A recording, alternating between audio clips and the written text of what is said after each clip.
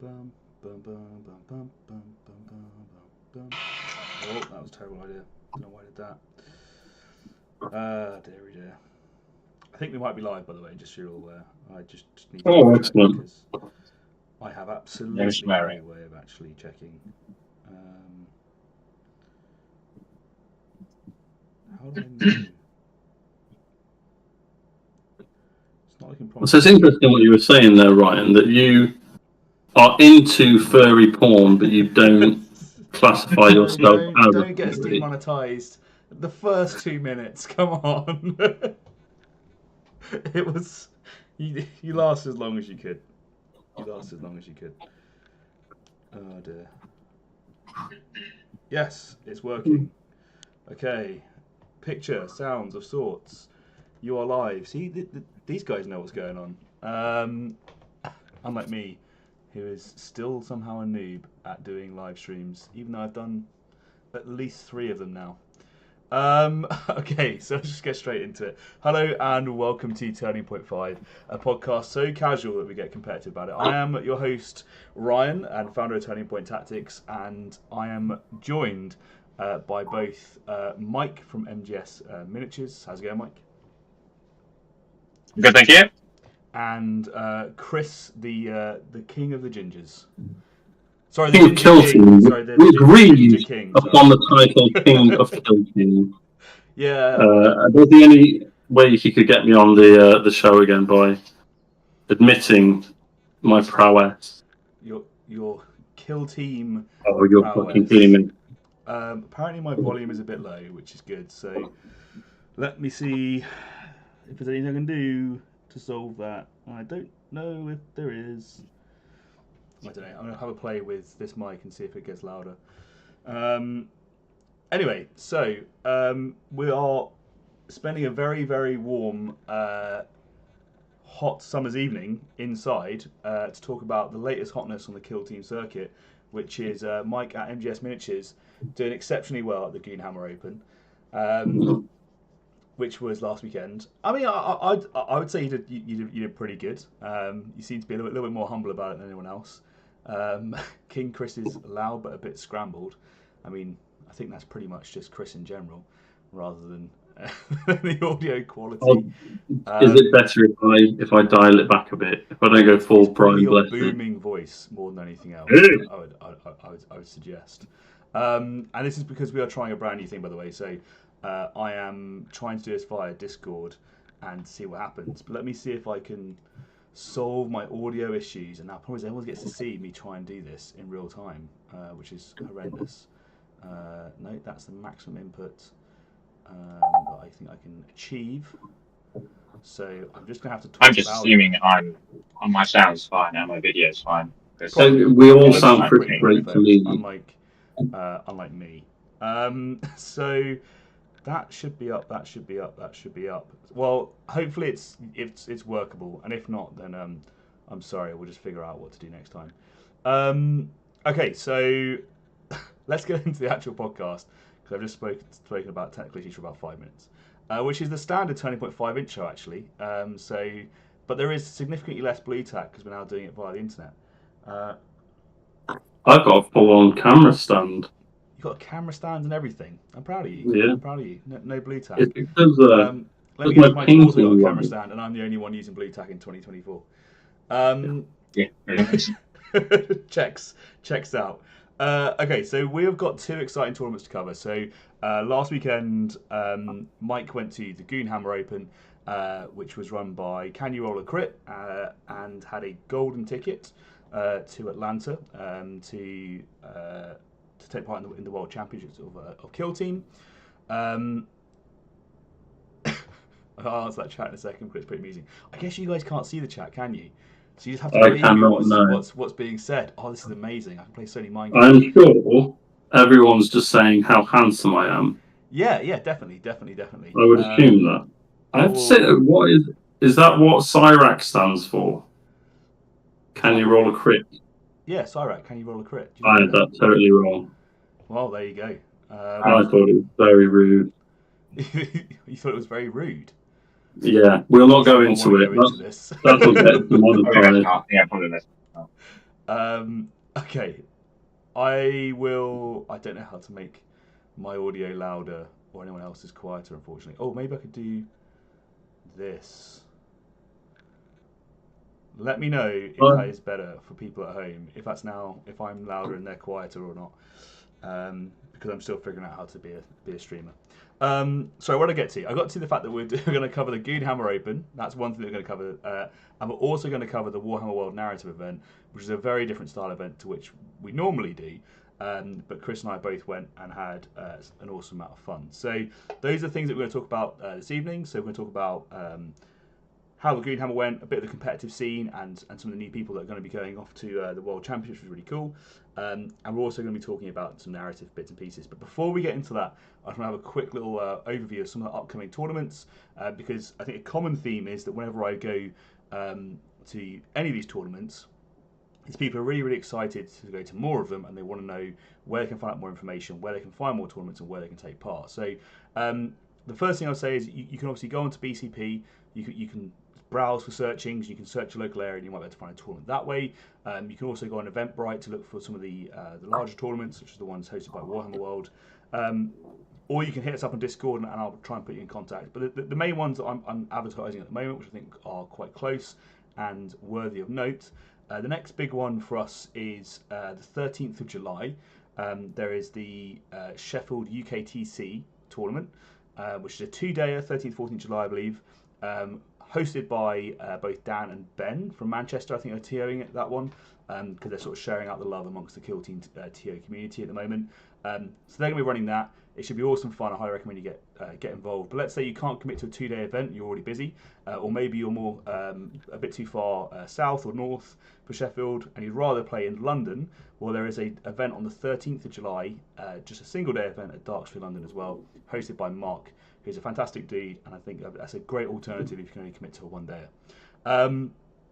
Other events, I don't have too much details on this, but you can find it on BCP. It's the 28th of July. There's an event happening in Cambridge. So if you're in the east of the country and want to go to Cambridge, 28th of July, there's an event there. 8th to 11th of August is the World Tournament Circuit, World Team Circuit, World Team Championship, WTC. I'm going to say WTC. I think.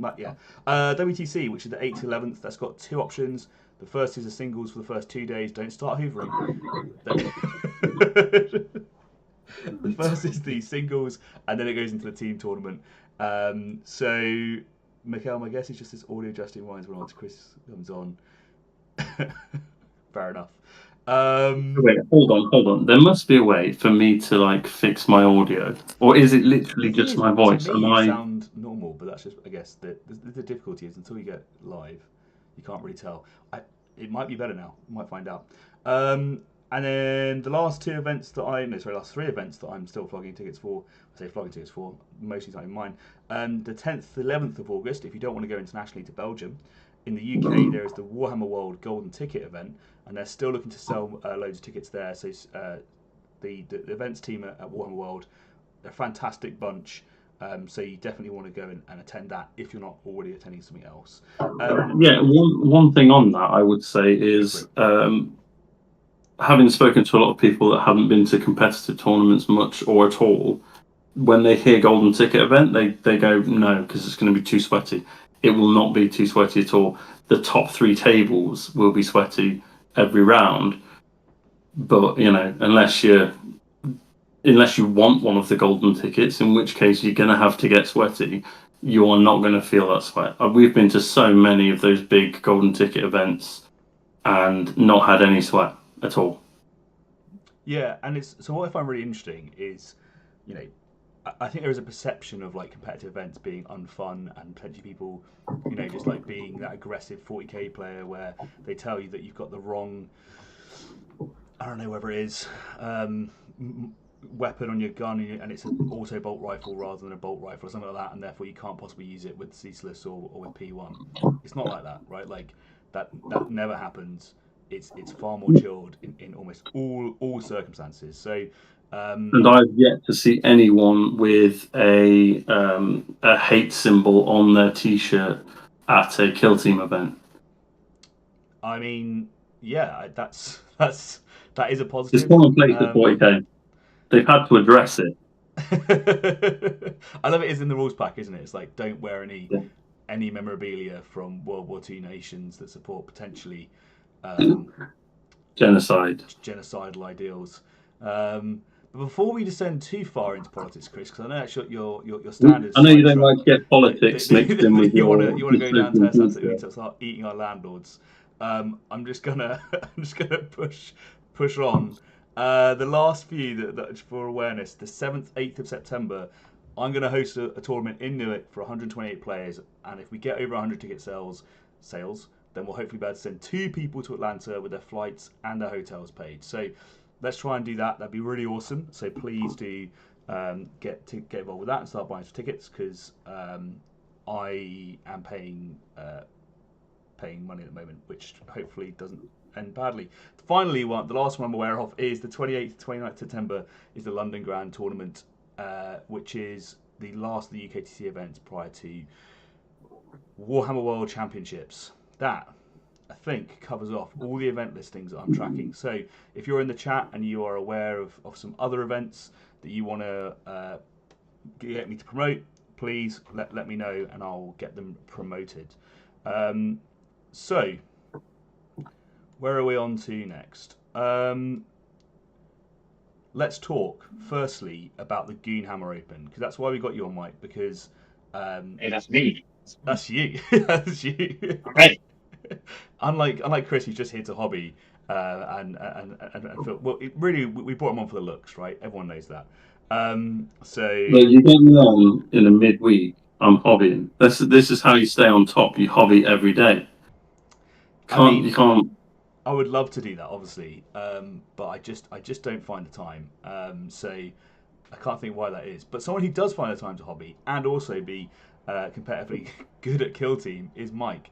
So Mike, you run like a whole bunch of hobby related stuff, right? So you run a business that does both 3D printing, commission painting, and you somehow manage to find time to be an awesome Kill Team player, right?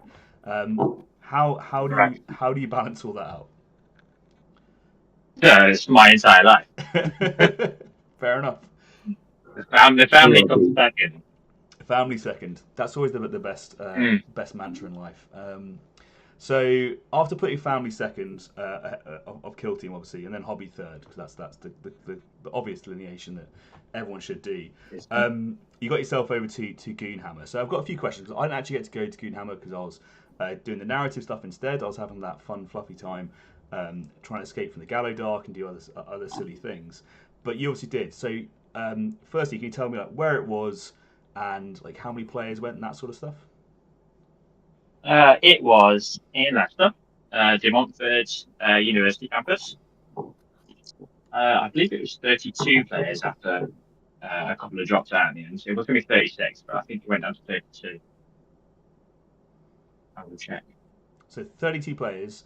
And how many rounds did you play? Because normally 32, you're looking at sort of like a 5-round tournament to have a single undefeated, right? So what was the format like?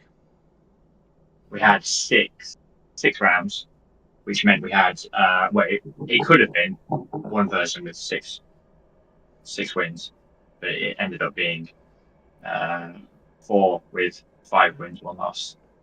So tiebreakers become so important at that point, right? Because so many people who are effectively on 5 and 1, that's pretty wild. So clearly you're going into this as a golden ticket event, and you are, I'm assuming, wanting to play pretty competitive. What team did you take? What was the logic behind that choice? I took Compendium Tau. No, I took Felgor. I took Felgor Ravages. But someone did take Compendium Tau to both the narrative event and to King of the North, and did actually pretty well with them. But you took Felgor Ravagers, probably the more competitive choice, to be fair. Mm-hmm. Just a little bit. So I just realised that the people are saying that my input might be the wrong one. I'll find out for you, Jason, if it's that. Am I now really loud? That'd be amusing if it is. No, it should be this. It should be fine. We'll see. Anyway, basically everyone's complaining about the audio because I can't get audio to work properly. That's on me, and that's a standard Turning Point 5 thing. All right, so let's get into Felgor Ravages. So you took Felgor Ravages. How many like practice games have you had at this point with them? Number of games? No idea. Been playing them since I think it was mid-February now. I dropped Phobos, picked up Feldor for middle of February. So I finished painting them. You picked them up Ever since then? when they got their nerf, didn't you? I don't remember. I remember Jason telling me this team's great. You should try this team. Okay, and then he Meanwhile, dropped he was them. telling me that the team wasn't very strong and shouldn't be nerfed. So it's interesting how he tells those two different stories to two different people, isn't it? To all his friends, he's like, yeah, come on in, pick up this team, and no, Ryan, they're perfectly balanced as all things should be. Yeah, we'll see. But they are so difference between Phobos and pint of red wine. No, it's not. It's actually juice. Is what I tell everyone when drinking rosé by the pint. So difference between Phobos though and Felgor Ravages, right? Those are like in play style two very very different teams from the outset, right? So Felgor's heavy melee team, very very positional based. Phobos is more like controlling your opponent, and it's obviously an elite team. How do you find that transition between going from an elite team over to a melee team? Like, what was the process that you went through for that. So it's basically like starting the game again. Because before Phobos, I was playing Exaction Squad, and that's just not neither of either of them. So yeah, it's like starting the game again pretty much. I had to start from scratch. Unfortunately, I have an absolute ton of really good players in our group. It doesn't take long. Yeah, it's so I've been saying this quite regularly, and I think people in the competitive community are like quick to undersell themselves quite a bit. So often they'll think, oh, like I'm not that good, whatever it is. And I think Jason does this quite a lot as well. I think he undersells himself as a player, because he'll go and play against some really good players, and then when he doesn't win, your response is, oh well, I must not be that good, whatever. But what's like, I said this a few times, what's hard to see is how good everyone is becoming and how the skill level is increasing as time goes on.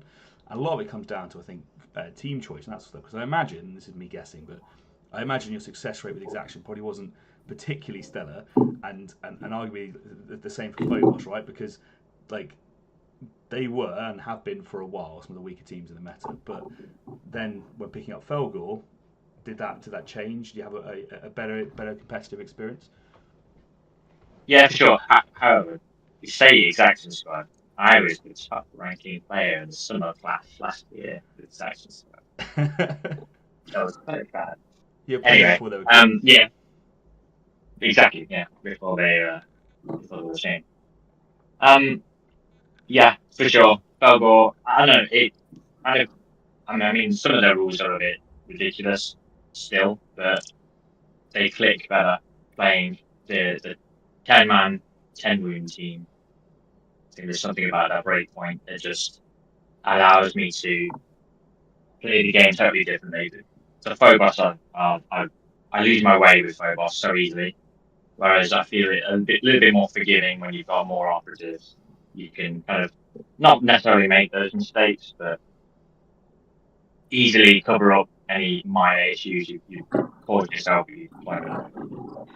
Yeah, I think what's really interesting with elite teams that I found it again since playing Strike for Destruction the weekend. It's like when your opponent just rolls really hot, there's not much you can do about it. Like if your opponent gets lucky and just spikes, that can have such a massive impact to your game.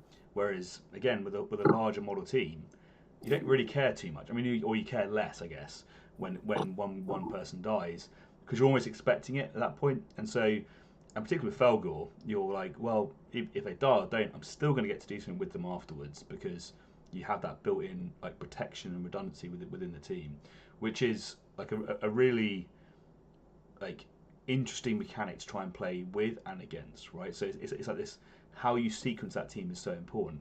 And I found it really hard to unpick Felgor, like from the other side of the table, because you're constantly trying to figure out who's the right model to kill at the right time. And conversely, I think they can be a very hard team to play for exactly that reason, right? Because if you activate the wrong goats in the wrong order, suddenly you're all out of position and you have no threat range anymore because you are solely a melee team. So I guess that's one of my questions. Is you went into a quite competitive event. How was your process for preparing for that event with a completely new team? And then I'll talk a little bit more about probably what you do on the table after that. But let's talk about your preparation first. Preparation wise, I didn't really go to the tournament with it in mind that I wanted a golden ticket. I was more doing it because I knew that none of our guys were signed up for it. No one was really interested in doing it. So it's kind of my first venture out, shall we say, to do a big tournament on my own. I only knew one or two guys, and they were not part of our group. As for the team, I play twice a week on a Friday, so I get 2 games, and then on TTS as well, pretty much every single week. So I'm playing on average 3 to 4 games per week, something like that, which is, I would say, considerably more than most. Yes, I think it's a good amount of prep, or weekly prep games, particularly if you have those sort of high quality opponents to go into it, to go against as well. So you obviously you've picked up quite a few techniques, and in fact I'm going to sort of tag into a question from Jason. So you've gone through this process, right, where you prep for a tournament, and I think it'd be fair to say that for a lot of us, when we were sort of following the tournament along, it looked like you were in a really good position to win the tournament, right? Like you got through to effectively the last game versus the both undefeated players, where I think had you won that, then you probably have the strength of schedule and the rest of it to go through. So I guess the question that Jason's asked is like, what specific thing do you credit your improvement to? Do you think it was repetition of games? Do you think it's been picking up the more meta team, or is it how you think about the game? Like, is there anything you've thought over the last few months? I started doing this differently, and I think that's the reason why now I've seen that improvement, or is it something else? What's your thoughts on that?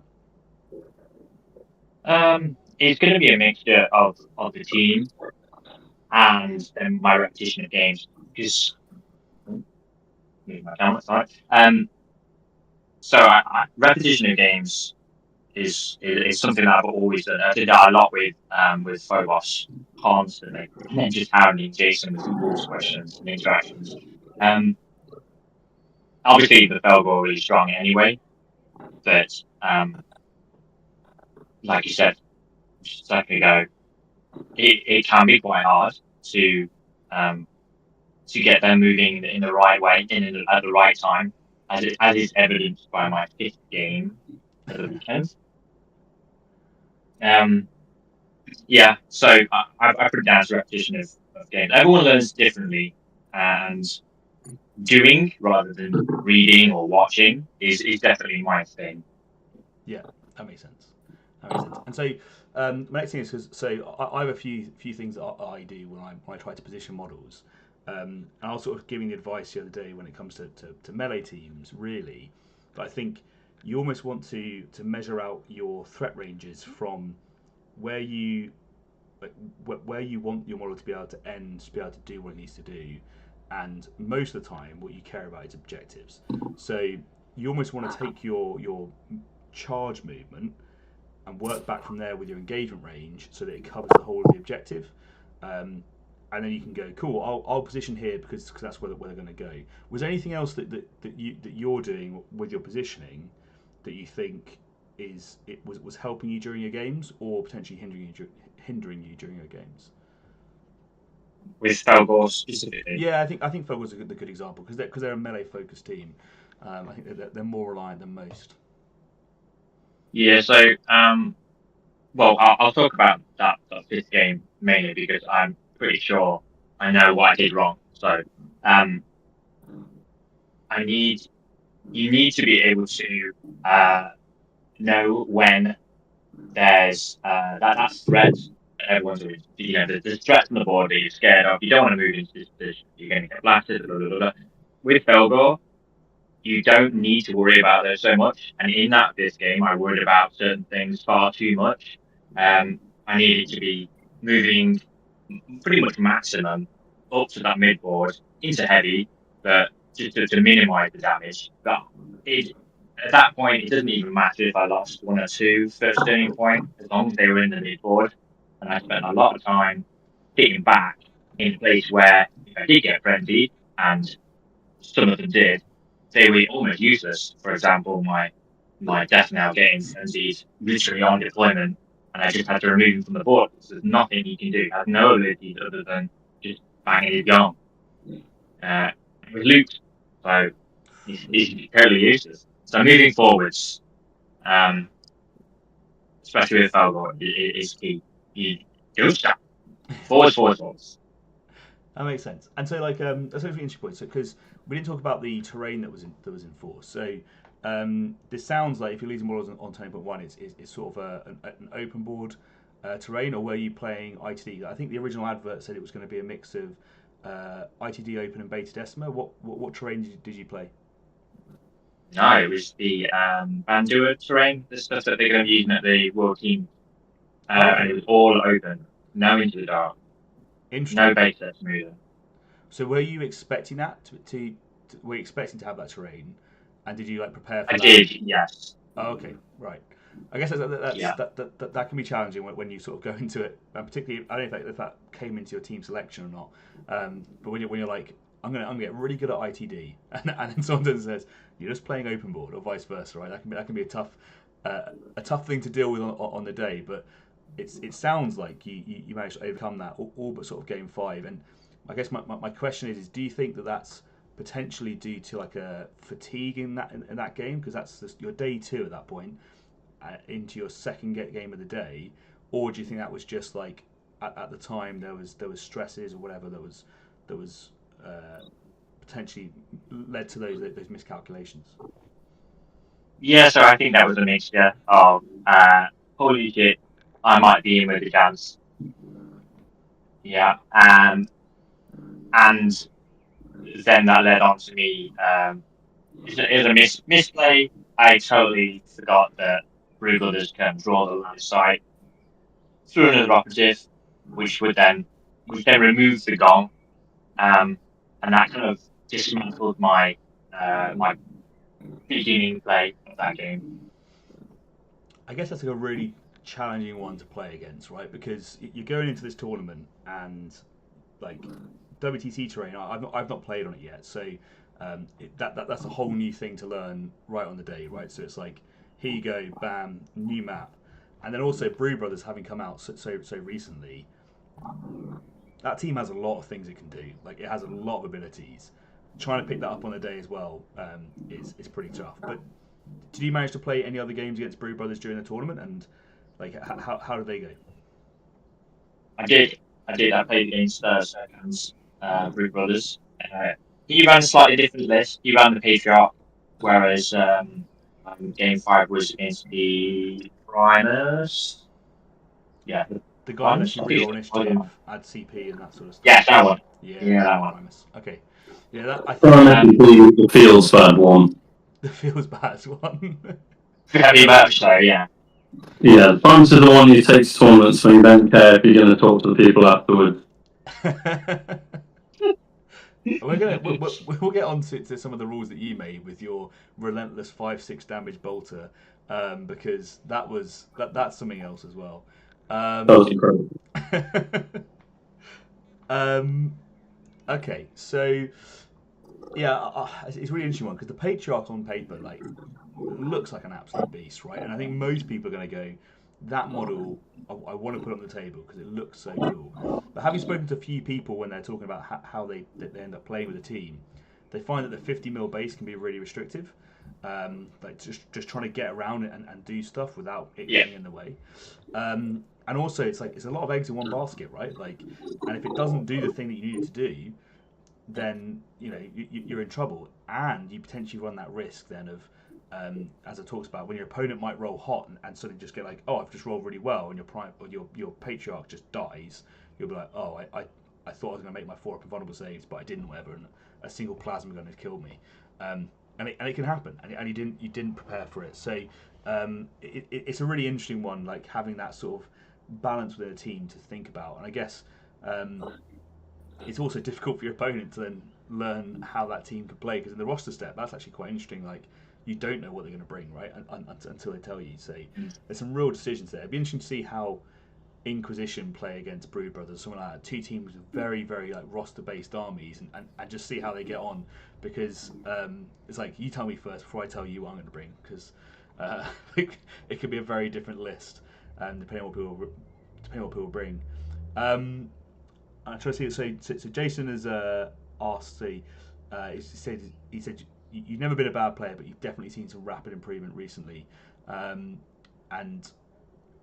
while you're now using a team with a stronger rule set, that's not the only reason why you're having a positive win rate, as demonstrated by the other fact that there were other Fogel players who didn't win as many games, which I think is very true. And it's like it's with all things with Kill Team, right? It's like the main determining factor has always been, I think, player skill, and that's really hard for a lot of people to view from external to the game, right? Because it's like, well, but surely if you just take the most broken team, you're going to win. It's like it will give you an advantage, like it could give you an advantage, but like you still have to learn how to play that team well. You have to learn the rules. You have to sequence everything correctly. Otherwise, you don't really have much of a chance. So I guess I've got a question. So obviously, your record in the end, you went, was it 4-2? Was that the final record? So I guess my question would be, is like, what do you find to be your most challenging game? So you got this melee horde that's really, really durable. Like, what game did you find that was particularly difficult, or made you have to think harder, I guess? Definitely game 3 against Peter Worsley. Peter Wurzel, yeah. Peter Yeah, Commander, right? his commandos on loot. Yeah, okay. I can see this already. Yep. Yeah. Deployment went fine, and I totally overlooked his grot, and I fully attacked like 4 guys up behind a building with a door, and he just chucked his grot up to the door on the other side and looted the point right in front of me. And I went down. I got scored 1 point on that first turning point, and that can be so demoralising when you're moving all these guys up and you tap 1 point. I couldn't go into the middle because he'd given his flamer +1 APO, so he was in move dash and flame range of like anything in the middle. There was a heavy with a door in the middle, but I had to spread everything out, which was really limiting because I couldn't push everything forward. That game, that was a tough game to overcome, and I think he played a fantastic game, and he made just 1 or 2 mistakes, which I fortunately saw and was able to capitalize on. So that's a really interesting thing as well. So you sort of talked there about how you're playing against commandos, and on turning point 1 they've made you go 4-1, and I guess like it's very, very easy for a lot of people to that point just go like, this game is done, right? Like, there is no way that I'm going to be able to come back from this particular game right now, and often people check out, and it's like I sort of say to people quite often, like you should just keep playing, because you never know how the dice is going to go. You never know how the rest of the game's going to go. And I'm assuming the game ended up. Well, what was the final score of the game? That's a good question. It was quite close, about 2 or 3 points now, I think. 2 or 3 was it? And but did you win or did you lose? What was it a win? I won that. I did win that one. Yeah. So like, this is it though. It's like you can have that thing where you have a massive swing on turning point 1. And you think to yourself, "Oh, I am out potentially," and then you can just crawl back through a few like main actions, going into a victory, which is awesome. But like, I guess it's that weird sort of self-talk you have to have when you go to these tournaments. Is like, let's just play it out. You know, like, sure, I've rolled 4 ones on my plasma gunner and I'm an elite team and he's nuked himself, but maybe I can pull it back. And unfortunately, you don't get to see that until you play it out, right? So that's something I guess for people to take home. Is you just have to keep playing. And I do wonder as well, like when you're talking about Phil S says, Chris, your camera's on, mate, because you're not talking, you're just doing modelling. I haven't found an opening. I am intending to, but I feel like I have very little to add to the conversation because I know nothing about Felgor, or I have very little to add to high-level tournament play. I feel at this moment. Right, and this is going to build in really, really nice. It's my point because you actually just made it for me, right? Is there are so many great players, right, that get to these high-level tables and they just think to themselves like, oh, I shouldn't be here, right? Like maybe this isn't for me. Like I must have fluked my way to the top, whatever, and they sort of self-talk themselves out of the game. And I think, you know, Chris, I would suggest that you kind of did that to yourself at Worlds, right? Like, I think when you got there, you were like, oh, I just want to go for one win, right? Like, that's my win condition. I said, I think you can do better than that. But you were, I think, hesitant to push yourself forward and do that. And I wonder how much of that plays into your last few games, Mike, where you go, you know, there's a chance I can win a golden ticket here, and then that added stress then becomes a factor. So, is there any advice that either of you guys might have? Let's start with Chris, because you've done world champs now, right? Any advice you might have to someone who's just got into that competitive game where they see someone across the table and they go, you know, should I be here? How could you overcome that? I think I'm an awful person to ask because with my anxiety and stomach nerves, you know, my answer to that would be take your Bedranol to lower your heart rate a little bit. These are prescription drugs. You need to actually have anxiety. You're going to need some Mabevrin, that'll get down all the swelling, and if that doesn't go, you'll need some cyclozine to stop the nausea. Once you've nailed that trifecta, just roll the dice. The last time that happened to me that I really got nervous at a game, I thought it was behind me, but it did happen at Easter Extravaganza in Nottingham. And I was against Joe Mullin, who is a fantastic player from up north, really good Fogel player. He was taking Fogel out for a spin. He only just recently finished them, but he is a really good player, so he was still lethal with them. And I just sat down. I was like, "It's done. Like, there's no way." So I just threw guys up for blooded. Kind of works a little bit. There's a bit of leeway in blooded where you can kind of give up a bit and then still come back round because he made some questionable choices, and there was a couple of dice whiffs, and the game, I think it devolved into a pretty solid win on my half. I don't think it was that close in the end, but I definitely didn't see myself winning it when I sat down. I think I also saw you do this. So we ended up playing between Blooded and the Nemesis Claw up in Manchester, King of the North. And I think the first activation of Turning Point 2 was me killing both your Melter Gunner and your Plasma Gunner, right? It was pretty brutal, just throwing it out there.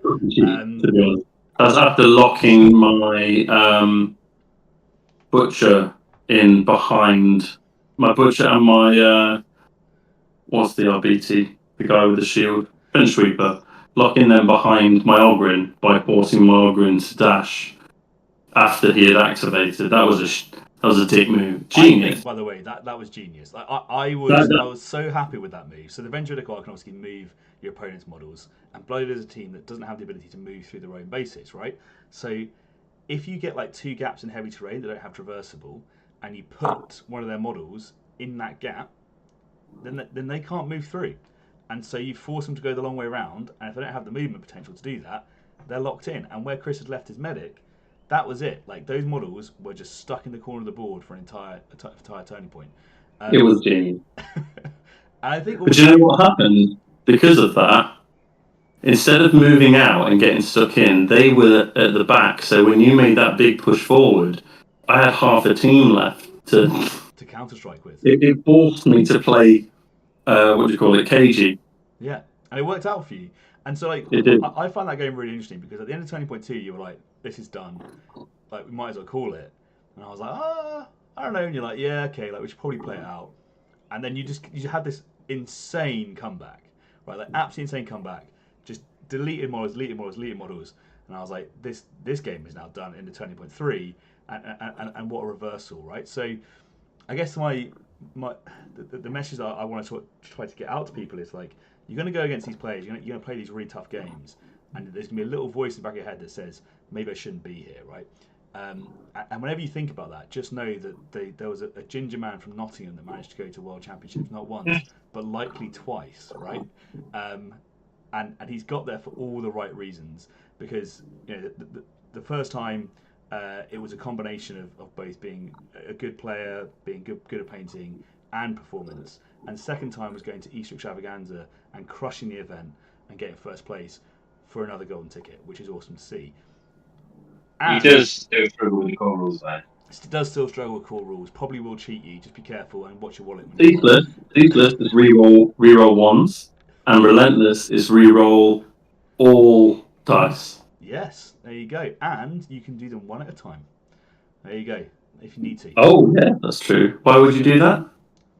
Because it's for crit fishing, right? So let's say you have hits, but you reroll your hits. You obviously you reroll your misses generally, because there wouldn't be a reason not to, unless there's like some sort of thing where if you're like it's a 2 and your hot weapon, maybe you don't need to reroll the 1. You can see what the other you're trying to stalk target or something like that. Exactly. So maybe you don't want to kill them, maybe you do, or maybe you need a crit to be able to force it over the edge. So that was sort of a long question. But so Mike, to you, is there any advice that you have to anyone that when they're getting into those games and they're thinking, like this is pretty stressful, or I feel I shouldn't be here? Like, is there anything that you do to help set yourself in the zone or anything like that? If Chris can do it, anyone can do it. I think that should be the motto for everyone, right? So if in doubt, if you're ever there and you're nervous, just think, if Chris Scott Blore can go to the World Championships and win games against multiple people, then literally anyone can do it. So let's back up a little bit. Well, you just said you didn't have an opening earlier, so I just thought now if we direct some spears. We just weren't talking about my favourite topic, which is me. And now we are. Once we get on to talking about me, I know a little thing or two about me, so I can get involved in that one. I've lost my Imperial Guard bit. I can't build a Chaos Space Marine without my Imperial Guard bits. I mean, obviously it's going to be Chaos. What colour scheme do you go for, Chris? I'm thinking blue, but I was gonna go blue, but paint it inverted. So to you, it would look red, but for someone that appreciates art, it would be a bit more subtle than that, Ryan. Oh yeah, I wouldn't get it. It's you wouldn't get it. You wouldn't get it. It's above me. A few bits from the chat. So obviously everyone's commenting on my pint of red wine between matches. Dan has said. Is that Handsome Dan or Young Dan? Young Dan. I'm sure Handsome Dan's watching as well, or he's too busy being handsome. But Young Dan has said, "Congrats on the win, and happy to have you join us for World Champs again." So it should be a good laugh, right? Like it should be a good laugh. So there's a few last bits I want to get to about Goonhammer, because I think there's some interesting things to look at when it came to team dispositions and sort of final placings. But Mike, so overall, like when it came to the event, what were the big baddies? What factions were placing the best and doing the best overall? We've lost him. Oh. Is he back? Do you hear the question? You have to repeat it. Sorry. I'll repeat it. It's fine. So I was saying at Goonhammer, who were the factions that were the big baddies, or the sort of the ones you had to look out for and place the best? It's definitely going to be Brew Brothers. So they were the big baddies. They didn't worry me so much because they're just 7-wound models. It was in the end it turned out to be them and Wormblade actually in the end. I played against a fantastic Wormblade player in the last game. But I guess Commanders and Gallifrox were the two that I was concerned about going into. Unfortunately, I got put into two Commander players, two very good Commander players.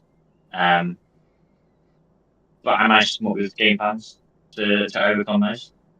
But yeah, definitely didn't want to be into Gallifrox. I have a bad track record.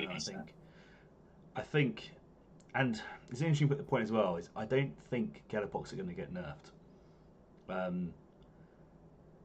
I think they probably should. Because I think with Gallifrox it's quite a matchup thing, isn't it? It's not. Yeah. I don't think Gallifrox are automatically going to win. I think they're going to do very well every single time you play against a newer player. I still think they're the noob stompers, if you will. So I would feel harsh if I brought them out and went to like a local tournament or something. But I feel against really good players, it's actually quite hard to win with Gallifrox that don't have a auto great matchup. And unfortunately, I think Felgor are a pretty great matchup for Gallifrox because you want to run at them and they want you to run at them. I mean, they're slow on purpose to stop them running at you without them using their tricks, and you're running at them. Crazy. I mean, there is. I do have a game plan in mind for Gallifrox, but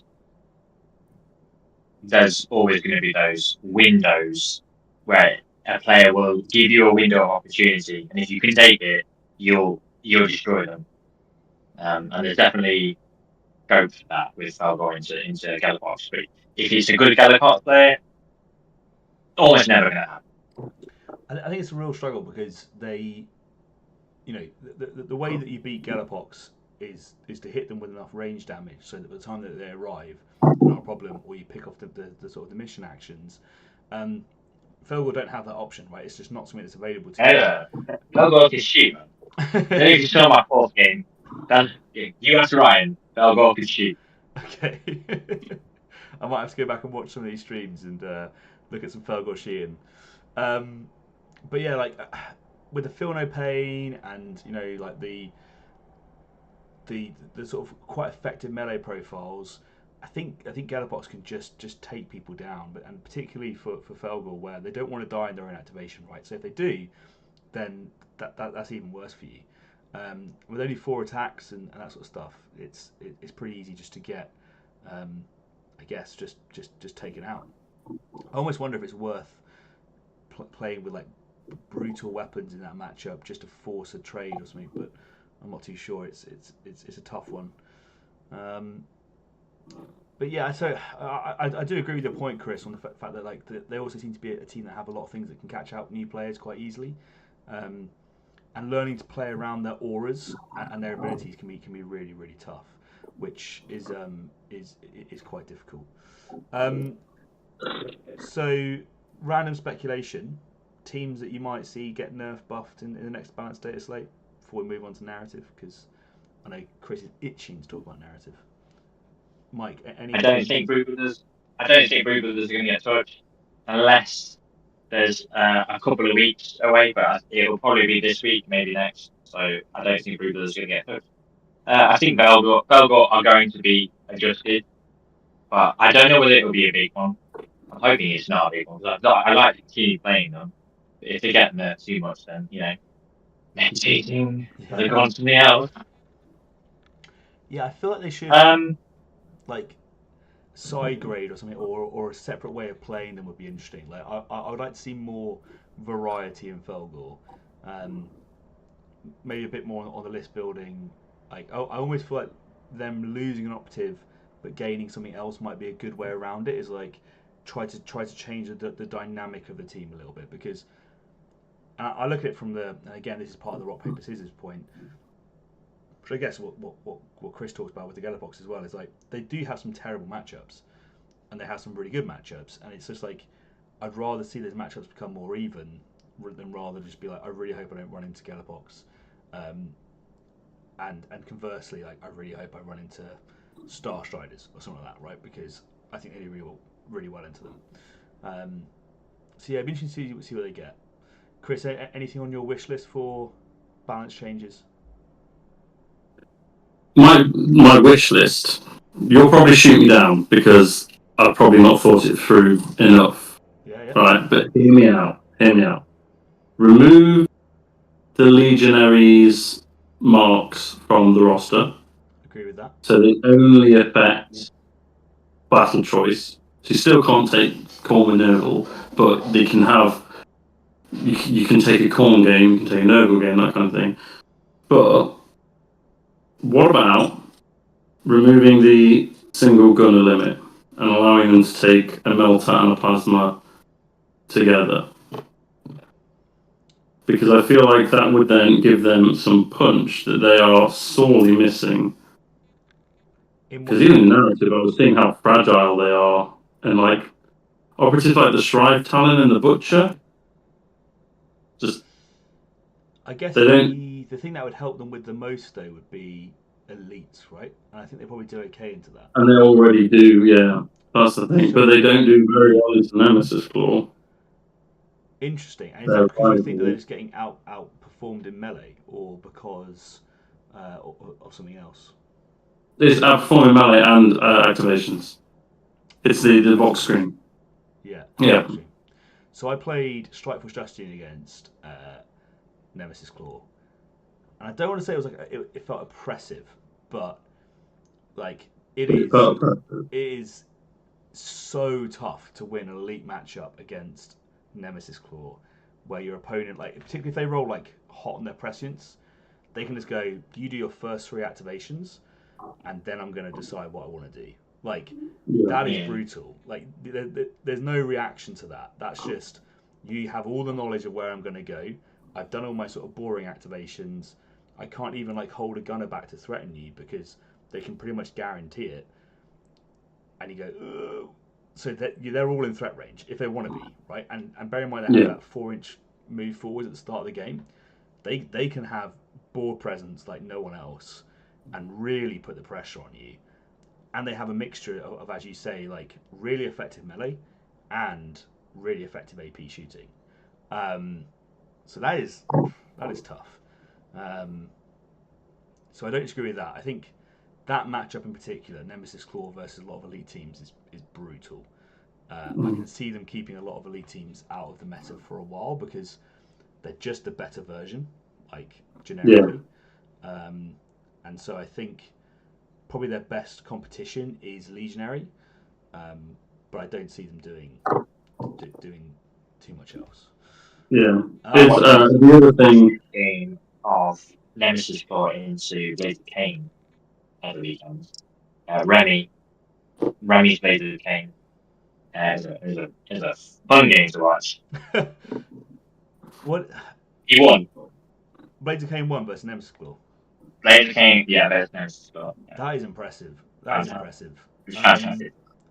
I'll be really interested to watch that to figure out how that happened because, like on paper, I don't know how he does it. Right? Like I guess you have to just deliver the mortal wounds with the striking scorpions or something. What was his roster, or did he go all howling banshees with power swords? I can tell you. Guess we'll have to find out. But I'll be interested to see that one because I think that could be like a really interesting thing. Jason has said that we should give the Jaeger Hernkin Jaegers, sorry, longer legs. I think that would be a balance change that most people would welcome. They look pretty weak on initial reading.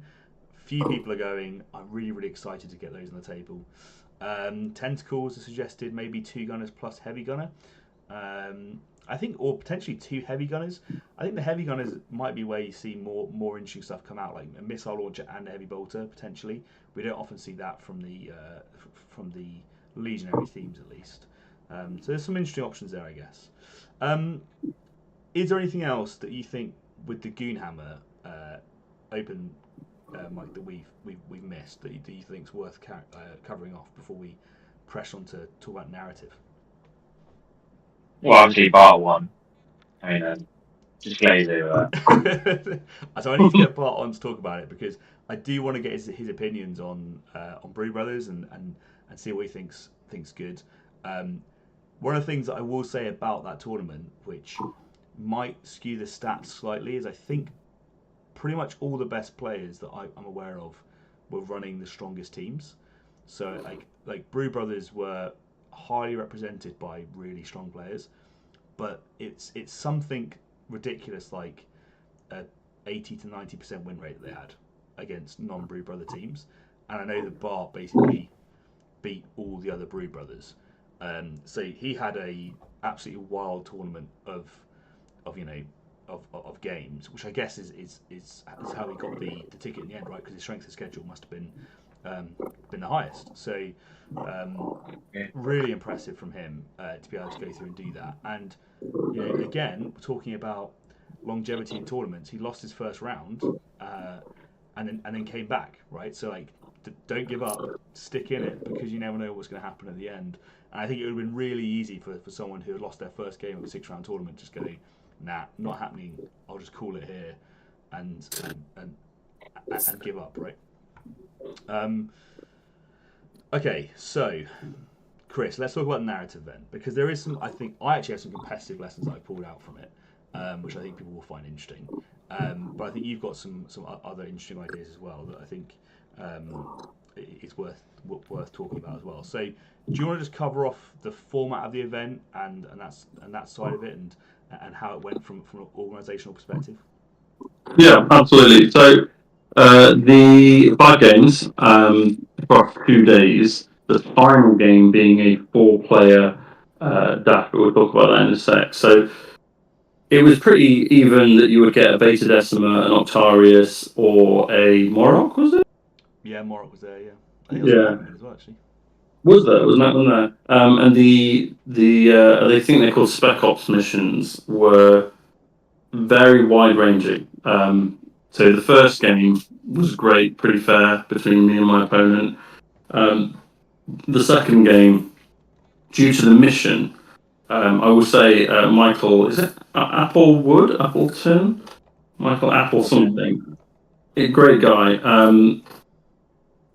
Bless him. He kicked my ass. Absolutely kicked my ass. Lost by a landslide because the first turning point was reveal the main objective, and I moved up to it with my first activate. Moved up to an objective with my first operative. Rolled. That's the objective. And the way that the board was set up, he had to essentially come over a pyramid of terrain to steal it back from me. So I just sat in my deployment then being a boring fart, and that was it. That was game. So the Spec Ops missions are absolutely wild. So my lesson from that would be, if you're in a position like I was, still go forward, still play it out, get a bit silly with it, because we both didn't get as much from that game as we could have. I think Michael was very generous in not calling me a boring turd by sitting in my objective, so my deployment zone. So thank you for that, Michael.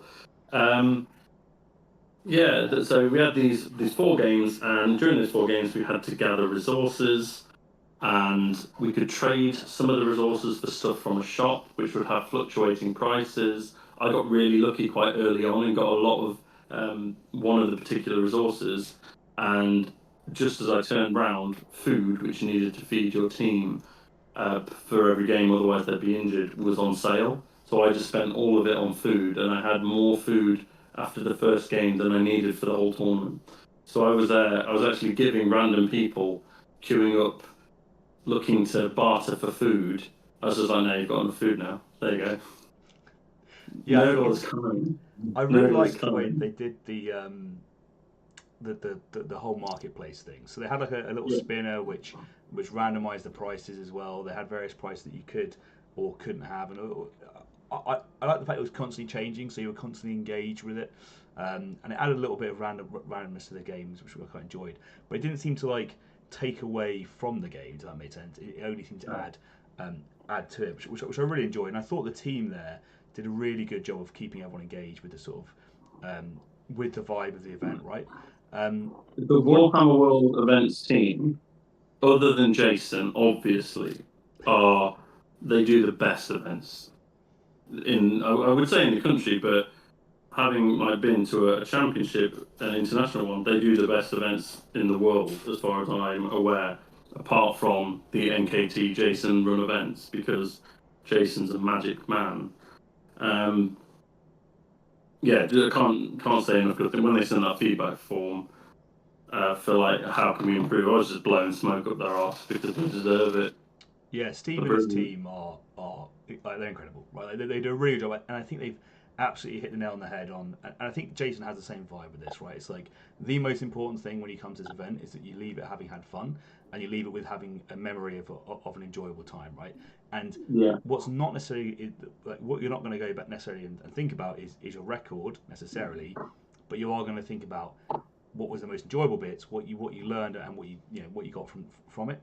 I think being able to focus on that, and everyone has their own bit that they're trying to enjoy, and I think actually the event started a really good way of letting each person win in their own way, right? So like if you were really into your narrative stuff, so I played a guy called Andrew, and he named his entire team after Roman horses, and like he had loads of he thought about it loads, right? And it was really cool that he had this sort of like entire backstory that was there for his team, and you can see they put like a lot of thought into it.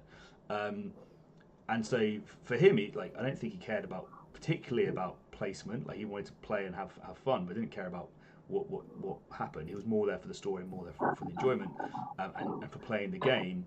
And then equally, there were people that were trying to see how they could min-max their team with all the rare equipment.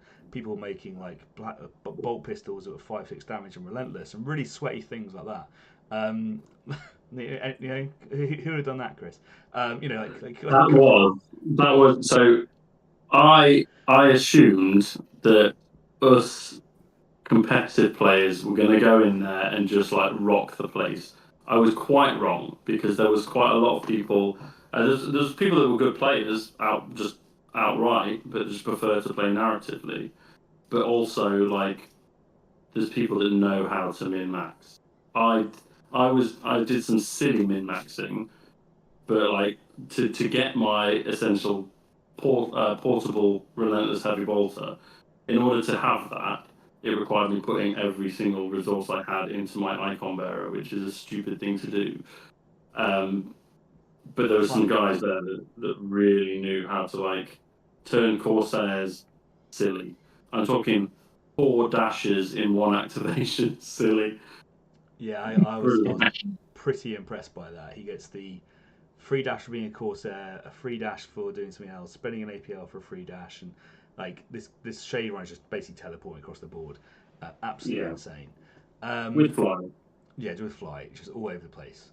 I think the really, I guess, interesting thing that I took from it, and one of the things that I would say to people who are on the fence for both narrative and potentially, on the fence for competitive, the other side is just dip your toe and give it a go, right?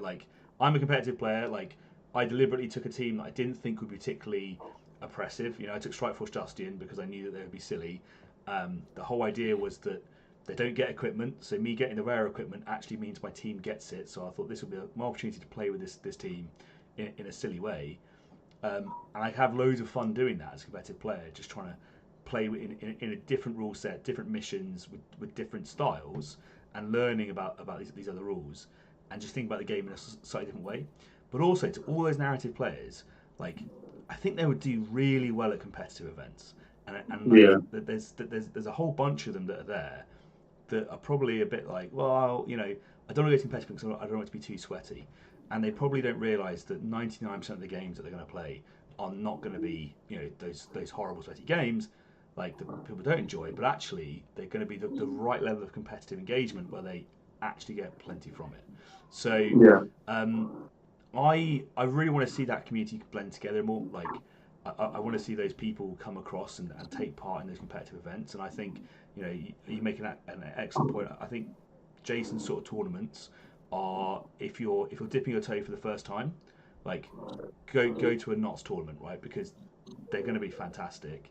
And then and then once you've done that, you'll probably see what it's like, and you can go to more, and it's only going to get better from there, right? So then you can go to London, you can go to the Bristol guys, you go to the Manchester guys, you can go to the UKTC events, or you can And Warhammer World. And One World. I assume they're already going to One World because that's where they're for the narrative, right? So Yeah. Sorry. you can go to all these things and you can just enjoy a completely different range of events and meet a whole different group of people, which I think is really awesome. So yeah, definitely. Like if you're sitting on the fence about doing a tournament, both narrative or competitive, just give it a go. Just have a play and see what happens. So Andrew's actually listening. So Andrew's so thanks for the shout out. And In Session Squad in Carter's had a great time. So there you go. Well, I had a fantastic game playing you. I thought it was awesome fun. It was In Session versus Strikeforce Justian, which was absolutely brutal, as you can imagine, and a really lethal game. So I think. Well, Chris, is there anything else that you want to cover off from the narrative event that you think is useful for people at home listening, or anything that you want to cover off, or we just do a few Patreon priority questions and then we can probably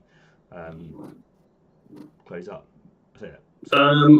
It's probably just worth reminding everyone just how many trophies I walked away with. Can you remember, Ryan? Hey, I didn't do this bit. I could have, but I didn't. Yeah. So let's take the opportunity to celebrate both of your successes, right? Because it's true that Chris managed to get a trophy, but Mike also. Let's we've heard about your successes, Chris. We've heard about your successes. Mike, how many trophies did you get, Mike? I got 2. You got 2. That's nice. That's cute. I got 3. Just saying. Competitive, always competitive. This is where it gets down to. So Mike, you got the best painted, right? And that was for the Fogel, which I was going to do as a sneaky plug at the end, talking about your commission painting services again, because quite literally, award-winning painter offers commission painting services that I routinely use. And if you want to have a look at some of the models that are on the various streams that I've got, because Mike paints most of my teams, and it's between Mike and Josh at this point that I'm just like switching between whenever they have availability to be able to get stuff in. But yeah, that was with the Fogel team. And what was the other award, Mike, that you won? It was Best in Faction through Chaos.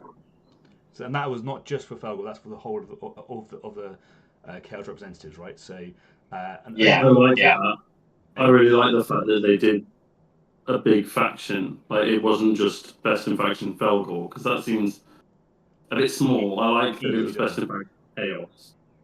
It's something that I want to keep doing, because I did it for the London tournament as a way to hand out a few more options of trophies, and I think it's definitely something I'm going to carry on in September as well. So that was cool. And then obviously, Chris, what trophies did you win? Do you want to run through your list? No, we're talking about you again now, because okay, good. That's what I like. I won. Can you believe it? Best Sportsman. Guilty, obviously. You gave out all that food at the start. What? Were you giving out food, Chris? You gave out all that food. Oh, well, yeah, in the actual, no, because I didn't give it to anyone that I played it in. So no one was it the judges? Me. The people doing the scoring additions. I did give Michael a hand job. That might have influenced them. So yeah, I got Sportsman. That was a joint thing. I can't remember the dude's name. But he was really nice. I was chatting to him. Obviously, it was really nice. Got a Best Sportsman award. I got 3rd Best Painting. Quite happy with that. With the Legionaries. And that's not first though. No, it's not first, Michael, but there was a lot more players, and the standard a little bit higher. I What don't know. else? Have you seen those Fogel? I've seen those Mike Fogel. Fogel, yeah, well, Mike Fogel would have done absolutely fantastic. I wouldn't have come third. They would have knocked me out of the running, I imagine. Ba, ba, ba, ba, ba. Oh, and the other one, this was a really cool one. So the final game, there was 9 final games, 9 tables for the final games, but they were all at that point. It's like the tournament's over. You're just playing amongst the 4 of you now. So if you win this game, you've won your tournament. And so I managed to win my 4-player game, only because 2 of the players formed an alliance, which forced me and Michael from the earlier game to form an alliance, and it didn't work out well because the alliance between Kazakin and Phobos deployed right next to the Legionaries, and if there's one thing Phobos don't like deploying next to, it's bloated Legionaries. So yeah, that was a bad move on their behalf, I think. For choosing the wrong team at a narrative event. Yeah. Look at them trying to enjoy themselves. Idiot. Okay, so I just want to quickly run into a patron prize questions. I try to answer these fairly regularly, and if you are a patron, feel free to submit more questions, and when I do a stream, I'll try and get to answering them. But it's actually a really interesting question, which I think both of you can help with. So it's a good time to ask it. So the question that was asked is, how many games does it take to teach someone to play well? And I guess actually what we can do is we can break this a little bit, which is like, how would you go about teaching someone the game, but also what advice would you give to someone who's learned the game for the first time? So, Chris, I know you've done quite a few intro games, right? So, if you were to give advice to someone who's trying to teach someone how to play the game and get them involved, what would your advice be? So first of all, figure out how familiar that person is with wargaming. If they are very familiar with it, it's likely that you will get the job done on that first game, just straight away. And you can probably teach them using tac ops and command points. I always say leave equipment, unless your team kind of lives and dies off equipment. And I'm guessing you're personally not trying to win the intro game you're teaching. That would be so. Just scrap the equipment, but keep command points and tac ops. I used to think leave them out of it, but you run the risk then. There's people that say online, "I'll just get 2 intercession teams, leave equipment, leave chapter tactics, leave command points, leave this, that, and the other." They are not going to want to come back for a second game at that point. That is fucking boring. So you have to weigh that up a little bit. And yeah, knowing that they've got some experience in wargaming will help that.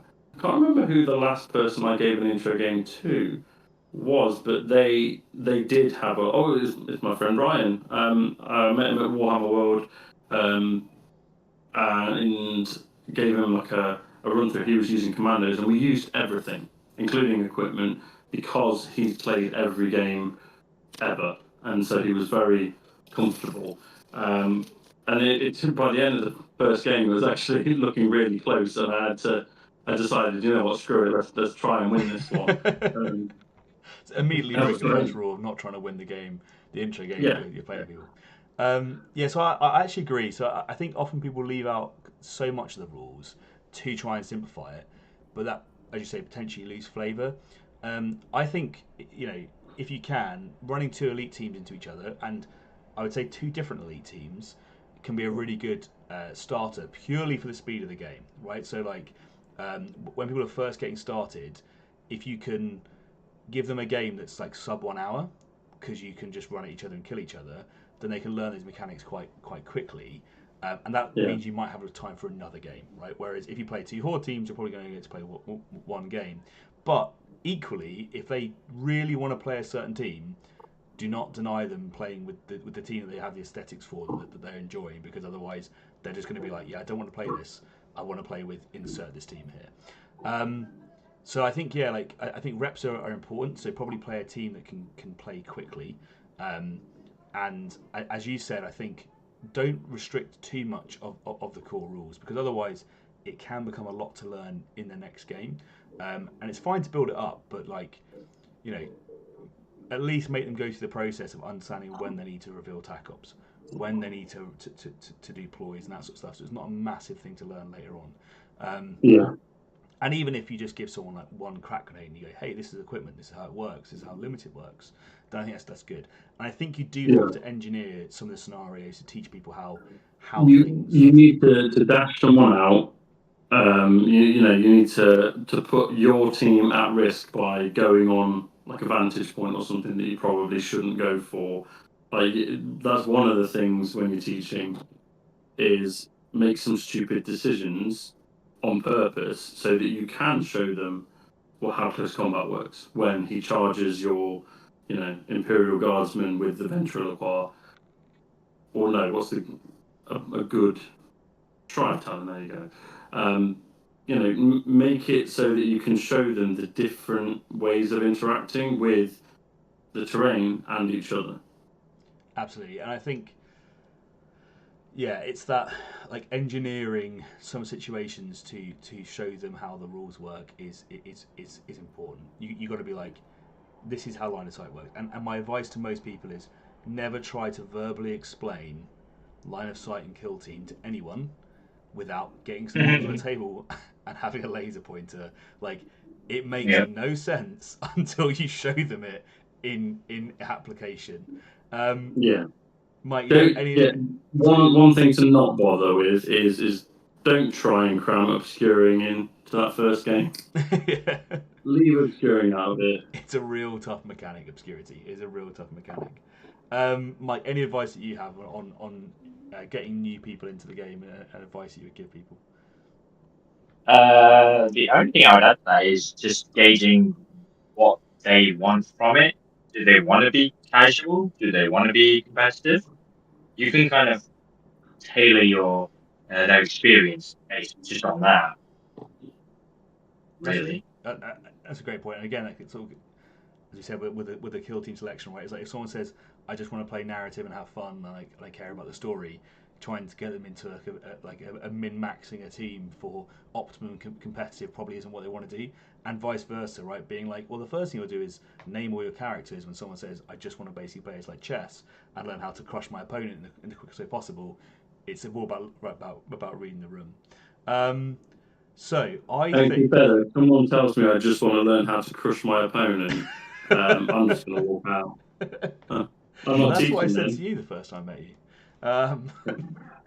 I jest. Last time we played, I was the one who got crushed. So, what does that say? I think I'm the better player. I think you have to hand the podcast over to me now. There's a ceremony for starting with the money from this month's Patreon. Sure. I mean, it's all currently going on tournament expenses. So, and I will not be inheriting the debt. Oh no, that's how it works. Like you can take it all. No. I'll send the invoice right on over. So suddenly you'll be living in regret. But no, it'd be cool to get that all sorted. I do need to get more people signed to the tournament, so we can hopefully get more people in Atlanta because I'm really excited for it. I think it's going to be an awesome showing of the UK community. I'm just going to quickly run through the list because I think we've got like the full list, and it's a lot of really strong names that I think are going to be going. So I think we have obviously Dan from last year. He won his ticket but couldn't go because he was 17, but now is able to go. I don't think the drinking age over there is 18 though, so he's screwed on that front. Serkan won his ticket in Paris, I believe, so Serkan should be there. Should we can go. Ben Palin from up north should be going from winning the King of the North, unless obviously he can't go, which I guess it then goes to Ryan Wilson, who's another great player. We obviously have the Ginger King himself in attendance for the second year running, which is pretty impressive.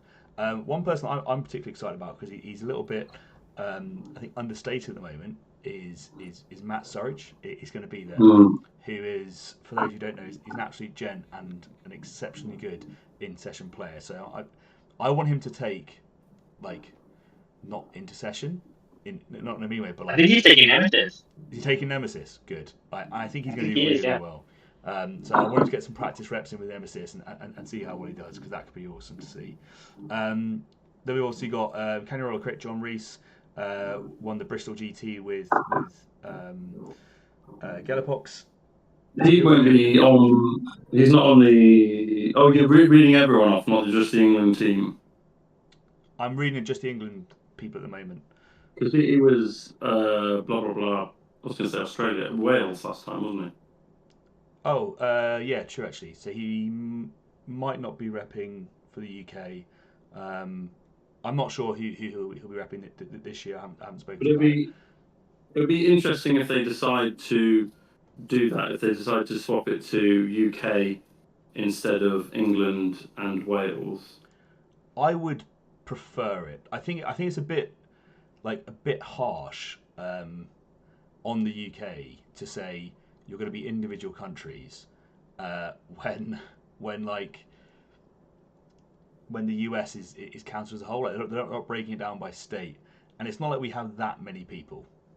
No, You know what I mean? no. Like, we can probably, if we went and repped as a collective, then I think we'd probably be, We're better the off. same size. Yeah, because I mean, John's got will get a good score for both the painting and the. Yeah, he playing. did. He's definitely a good one So he for had his that one. halfling, didn't he? And he scored pretty well in the painting competition, and pretty well in the competition overall. So those definitely would have helped the UK score get into, potentially be rivaling some of the top teams. So it definitely would have helped. And we need all the points we can get, really. So it'd be awesome to do that, so we have a much better showing. There's a few other people that we haven't even mentioned yet. So also from Bristol, we have Shane Price, who lovely dude. I think he won again on best overall for his sportsmanship, painting and gameplay. He was running Pathfinders, and his Pathfinders, by the way, looked incredible. He clearly passed his 4-up, which is really good. So yeah, that was a nice surprise, and I think obviously our most recent addition as well is Bart. So that's awesome to see. That should be a really good group, and clearly Mikel has said that he's going to be winning one of the TPT tickets from the TPT tournament, which is cool. So he's going to get to go with his flights and his hotel paid.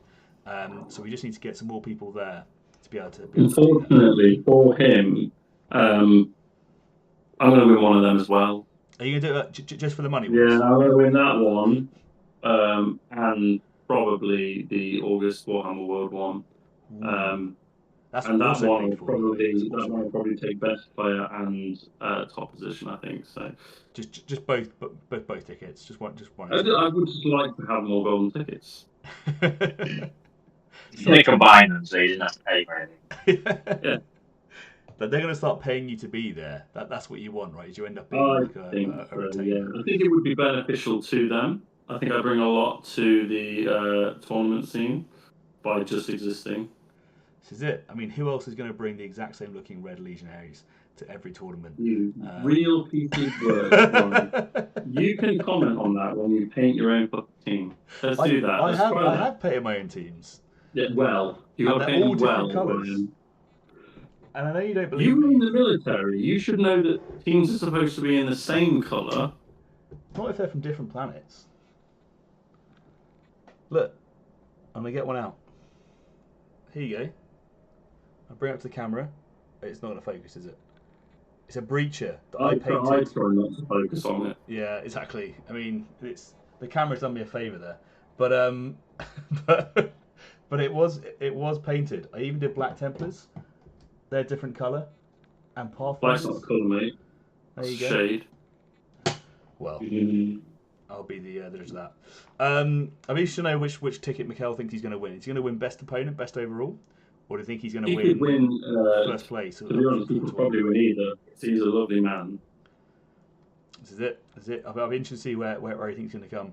Wayne's just chimed in to say, evening chaps. Evening Wayne, how's it going?